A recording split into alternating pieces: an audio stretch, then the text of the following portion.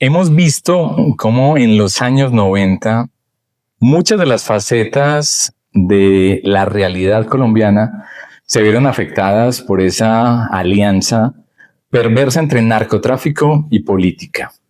Hemos hablado con periodistas, hemos hablado con escritores, hemos hablado con economistas. Hoy vamos a hablar con una persona que le ha perseguido la pista, le ha rastreado la pista al mundo del arte para saber qué pasaba en los 90, en el 92 con el arte. Buenas noticias. Reducción de un 40% en el racionamiento de energía decidió hoy el Comité Directivo del Sector Eléctrico.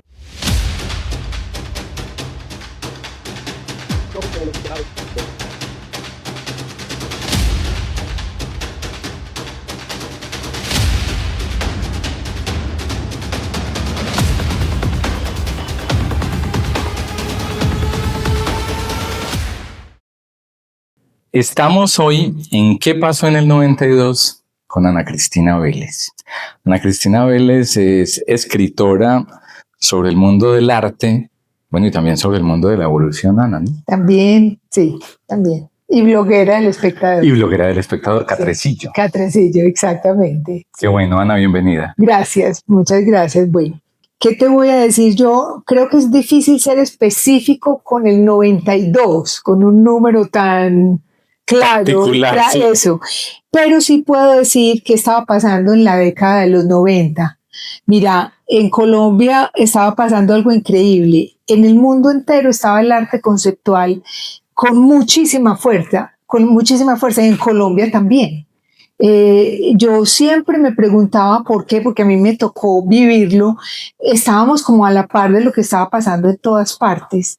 Bueno, hay que saber que en el 91, un año antes de tu número, fue la Constitución del 91 y esa Constitución habló de la libertad, de la inclusión y los artistas, por algún motivo, o sea, cuando yo estaba en ese momento más joven, mucho más joven, no había una conciencia política en el arte como empezó a haber en ese momento. O sea, ya los artistas estaban mirando a toda esta violencia que había en Colombia y querían retratarlo un poco antes, pues ya había pasado. También no era que fuera una cosa nueva, pero había una mirada como muy importante y muy fuerte sobre la violencia y sobre el narcotráfico, lo que estaba pasando en el narcotráfico y sobre los casos pues de las cosas criminales que pasaban en este país y siguen pasando.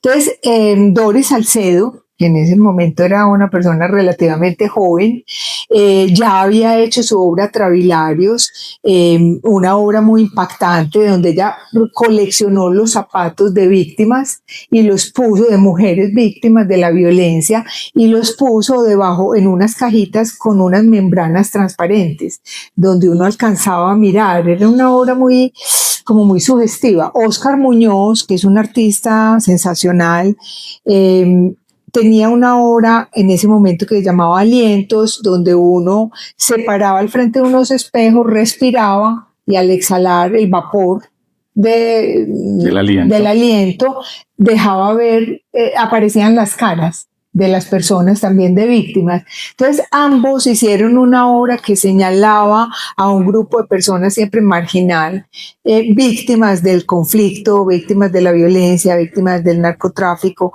y entonces ellos fueron muy influyentes en los otros artistas, a pesar de que había cosas del arte conceptual completamente a la moda como Caro. Todo está muy caro, Colombia escrita con letras de la Coca-Cola. Pues estos dos estaban haciendo, o Miguel Ángel Rojas, obra con hojas de coca para hablar del narcotráfico, de la inutilidad de todas las políticas contra las drogas.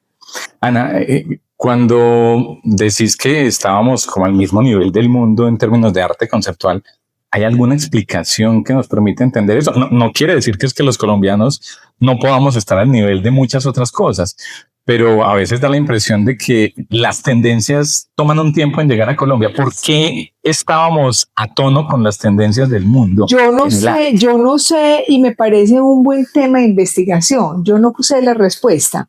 Yo siempre me he preguntado, por ejemplo, aquí hubo un simposio de arte no objetual. Ya, no objetual. O sea, y es no a través de objetos. eso, que no había objetos, o sea, que era conceptual. Se llamaba simposio de arte no objetual, pero era exactamente de arte conceptual. Y eso era tan novedoso aquí como en cualquier parte. ¿Por qué?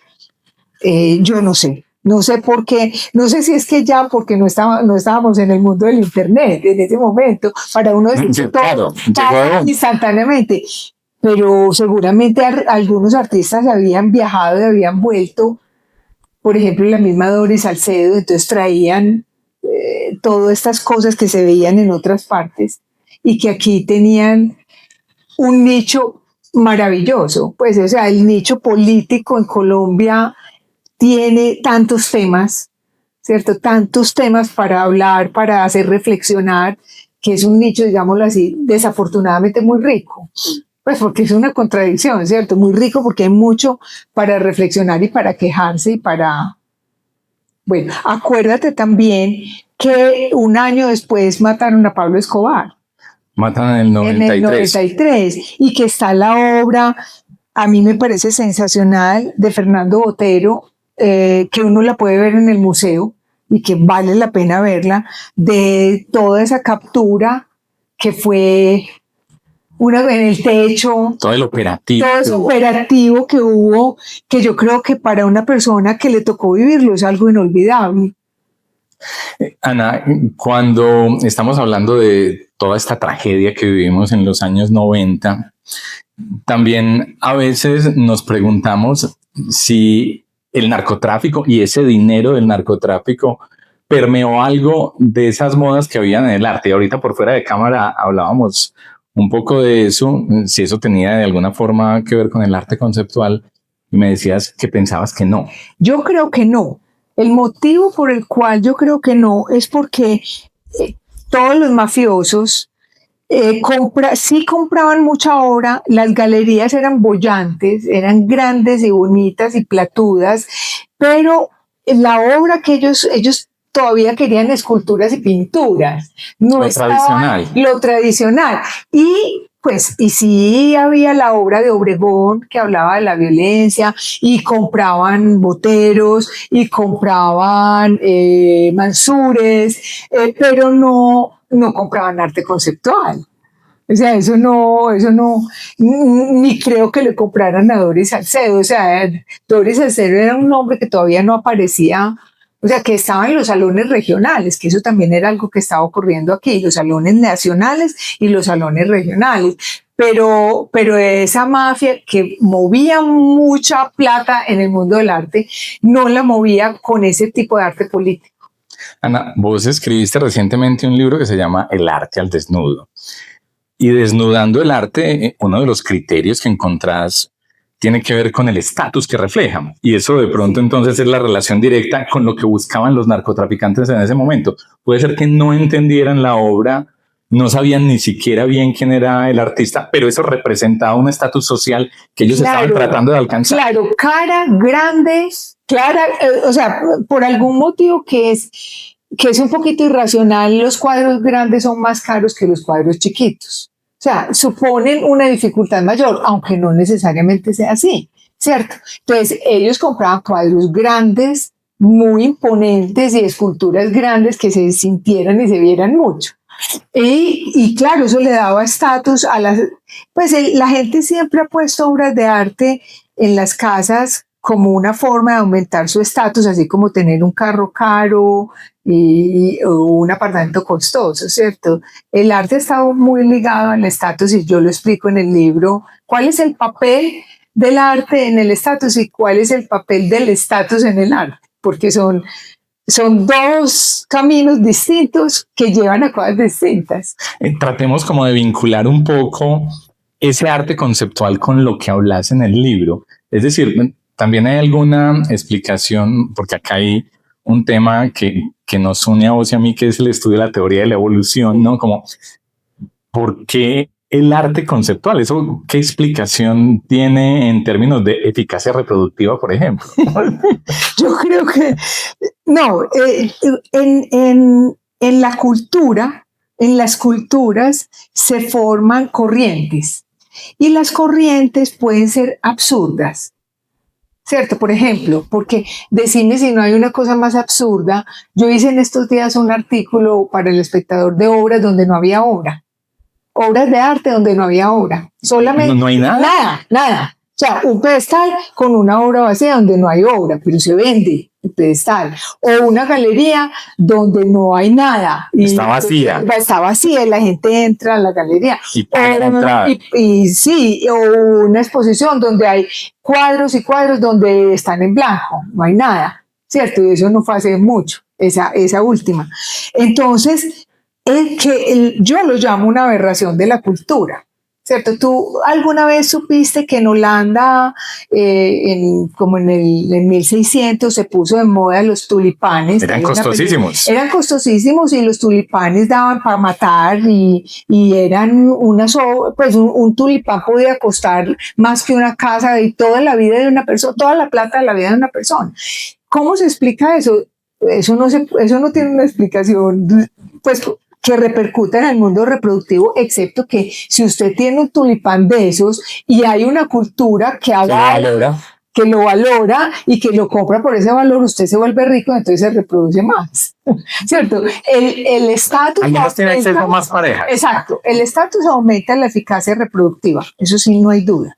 ¿Cierto? Los hombres exitosos, incluso hay un libro que menciona a ese basquetbolista muy famoso que... ¿Michael Jordan? Creo que Michael Jordan, uno de esos, porque yo no tengo en la cabeza exactamente, que ha tenido como 2.000 amantes, 2.000, pues no el número es de ese tamaño, 2.000. O Magic Johnson, no sé. Uno de esos dos, 2.000 amantes. Entonces, eso muestra que el éxito en otros campos, produce un éxito sexual, digámoslo así, de apareamiento, de posibilidades gigante. No sé si no creo que ocurra al revés. O sea, si una mujer tiene mucho éxito, y esas son las dismorfías del hombre y de la mujer, es que si una mujer tiene mucho éxito como artista y vende muy cara su obra, no le resultan muchos hombres.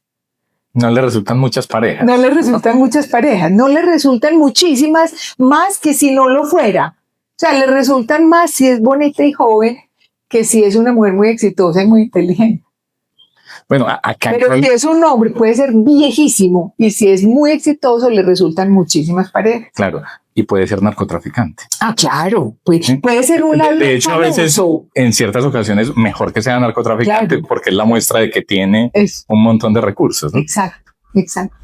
Mira que en el libro menciono a un ladrón, no sé si lo mencioné en el libro o no, pero tengo ya la duda, a un ladrón muy famoso de una obra de arte, pero no el de la Mona Lisa, que cuando fue a la cárcel y le hicieron entrevistas y cosas, se volvió muy famoso y las mujeres le escribían y que se querían meter con él, con un ladrón, porque era un personaje social, entonces le resultaron pretendientes. Hablando un poco de eso, Ana, de cómo se va configurando la sociedad, entre más convulsionada es una sociedad, ¿es posible que encontremos más producción artística o no necesariamente? Como para hablar un poco de esa Colombia de los 90 que estábamos diciendo que había muchos temas para reflexionar. Y en consecuencia, pues al menos sucedió en Colombia, también aparecieron muchos artistas pensando sobre la realidad o la Constitución del 91. Sí, a ver, ahí hay dos partes. Una es que el arte siempre ha necesitado holgura. O sea, cuando usted está sobreviviendo, usted no puede hacer obras de arte.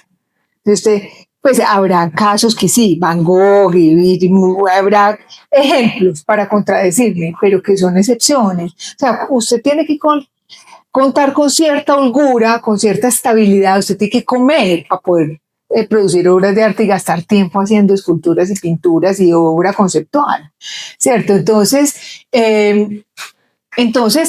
un país tiene que estar, puede estar revuelto o no, pero sus integrantes, artistas, tienen que estar en una sociedad donde se les posibilita eso. Por ejemplo, yo no sé si tú has notado que el cine en Colombia ha ido creciendo, pero bastante. O sea, para que eso sea así es porque hay plata para el cine, porque el cine es muy costoso de hacer. Hay con seguridad que hay montones de personas con un talento increíble en Colombia para el cine. De hecho, a mí, por ejemplo, el cine que más me gusta es el colombiano, pero de lejos en el mundo el cine que más me gusta es el colombiano. Disfruto muchísimo que me hablen de lo que yo conozco, porque tengo esa filigrana que le permite a uno ver con detalle si eso sí es verdad o no, si es así como lo están diciendo, si es sutil, si es perfecto. Uno tiene un ojo muy perfecto incluso para oír el lenguaje y decir así hablamos nosotros o no.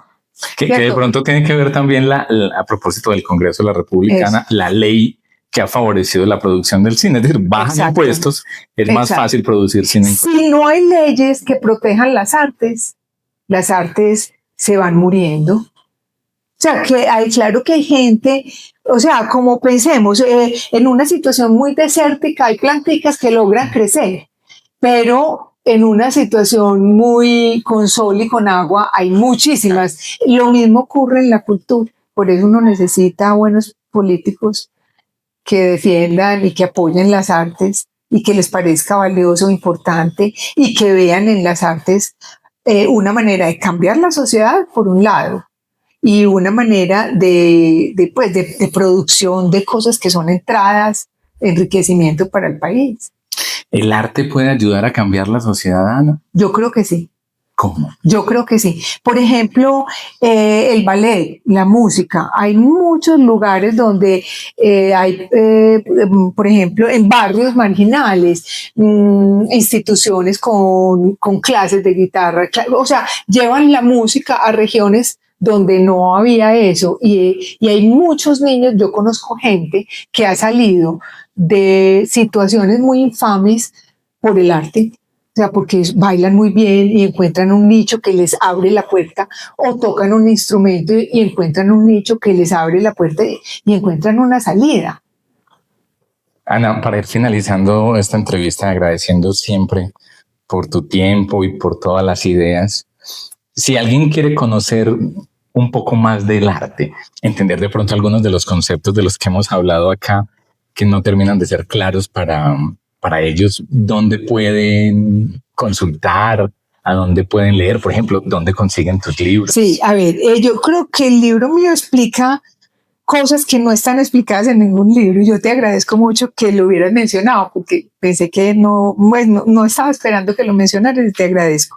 Mi libro, que se llama El arte del desnudo, que está en Al pie de la letra y en Grámata, se puede encontrar ahí. Dentro de poquito lo vamos a sacar digital, entonces digital es muy bueno porque no puedes descargar y pedirlo, exacto, y es más barato también, aunque no es un libro costoso porque no tiene imágenes a color, es más teórico aunque tenga imágenes. Y pues es que hoy en el mundo del internet la gente puede averiguar lo que quiera, solo ChatGPT. La inteligencia artificial. La inteligencia artificial es el nuevo punto hoy para el arte y para todos los campos en los que, pues, o sea, pregúntale lo que quieras y te contesta, te va explicando poco a poco lo que quieres entender. Claro, va a utilizar, o sea, no sé si va a encontrar la última información, aunque puede que sí, puede que sea desconocimiento mío decirlo.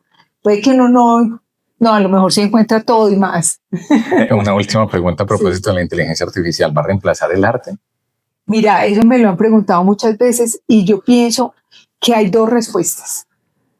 Una, nunca va a reemplazar, o sea, los seres humanos tenemos un apetito por los human affairs, nos encantan los asuntos humanos y siempre vamos a querer ver el cantante en vivo, en carne y hueso, que nos va a cantar la canción al frente. y vamos a querer ver el cuarteto de cuerdas, pero ahí, sentados al frente de nosotros. Vamos a querer ver el bailarín de flamenco en un lugar, pero que uno está ahí y lo puede, y la gente va a pagar Casi siempre. que le cae la saliva. Eso, y las gotas de sudor, casi así, te caen las gotas de sudor. Siempre la gente va a pagar, y eso no es reemplazable, ¿cierto? El cuerpo del otro no es reemplazable. Yo no creo que uno pueda enamorarse de un artista que es virtual, pues que es una imagen virtual y que incluso puede ser un robot, pero no creo que los seres humanos estemos diseñados para sentir un apego, el deseo de tener eso. Pero que sí va a ser, por ejemplo, en la música o en los libros, en la literatura, va a poder escribir novelas maravillosas, o por lo menos muy bestsellers. De hecho, ya lo hay. Claro, porque coge y mira qué es lo que más se vende, qué es lo que más gusta. El mismo cine, a mí siempre me ha parecido que el cine gringo es una fórmula. O sea, ellos cogen la fórmula con tiempos y todo. En este momento ya hay que cambiar, hay que darle un giro a la historia para que la gente vuelva y sienta emoción. Y uno se siente repitiendo y repitiendo, ¿cierto? La misma historia con distintos sombreros. Esa montaña rusa es igual, solo que con distintos personajes. Con distintos sombreros, sí. Bueno, la inteligencia artificial va a escribir historias así. O sea, ¿qué se vende? ¿Qué es lo que le gusta a la gente? ¿Qué es lo que la gente quiere leer? Y le va a producir lo que usted quiere leer. Y a la gente le va a entretener eso, así como le va a entretener el cine hecho por... Y puede que en la música sea capaz de componer con la ayuda. O sea, lo que va a ser indistinguible es que lo que va a ser muy difícil es que si uno antes se arrodillaba como de devoción ante un músico, compositor que a uno lo impactaba y lo impresionaba, ahora uno no va a saber nunca qué parte hizo él y qué parte le hizo la inteligencia artificial, porque lo que va a hacer el artista inteligente es utilizar las dos cosas para conseguir un nuevo óptimo. Yo en mi libro hablo mucho de los óptimos porque para considerar algo arte uno tiene que sentir que supera la categoría de lo que uno conoce como normal. Está por encima del promedio. Está por encima de lo que uno considera normal y rutinario, si no, no va a tener esa emoción. Pues lo normal y rutinario va a ser una combinación, o sea, lo no normal ni rutinario va a ser un producto de una mezcla de cómo diriges tú la inteligencia artificial con tu inteligencia y con tus ideas. Y de hecho uno ya yo veo, por ejemplo, en el mundo de la fotografía, ahí mismo en Instagram, veo unos fotógrafos que hacen imágenes de inteligencia artificial y yo ya he visto ballets de inteligencia artificial asombrosos. O sea, yo no sé si uno, cuando uno se habitúe, porque es nuevo, cuando uno se habitúe le va a parecer como los jugos artificiales, que la primera vez que uno prueba jugo artificial de mora, uno dice, esto es muy bueno, pero tomas varios jugos artificiales de mora, pues un tiempo, y pruebas un jugo de mora, ¿verdad? Y uno dice, no, esto hay mucha diferencia. No sé si nos ocurra eso, pues. Pero, por ejemplo, yo vi varios ballets de inteligencia artificial con mucho diseño, mucho diseño de vestuario, de máscaras, de personajes, y me pareció sensacional, pero al cabo de 3 o 4 ya no quería ver más, pues ya me aburrí, ¿cierto? Es cuando la saturación te dice, esto ya es más de lo mismo, porque es que los seres humanos tenemos además un componente muy particular, que es que nos gusta que haya cambios. No una novedad extrema, pero que haya cambios, porque lo mismo nos aburre. O sea, la habituación nos hace dejar de poner atención. Entonces nos tienen que proponer una cosa que se salga de lo habitual para volver a poner atención. Ese es un buen punto para finalizar esta entrevista, ¿no? Hablar de cambios, de modificaciones en el arte o en la política. Ana, gracias por acompañarnos hoy. Muchas gracias por invitarme. Y a todos ustedes. Suerte. Muchas gracias, Ana. Muchas gracias. Estamos aquí haciendo la tarea. A todos ustedes, muchas gracias por acompañarnos hoy en ¿Qué pasó en el 92? Nos vemos en la próxima. Buenas noticias. Reducción de un 40% en el racionamiento de energía decidió hoy el Comité Directivo del Sector Eléctrico.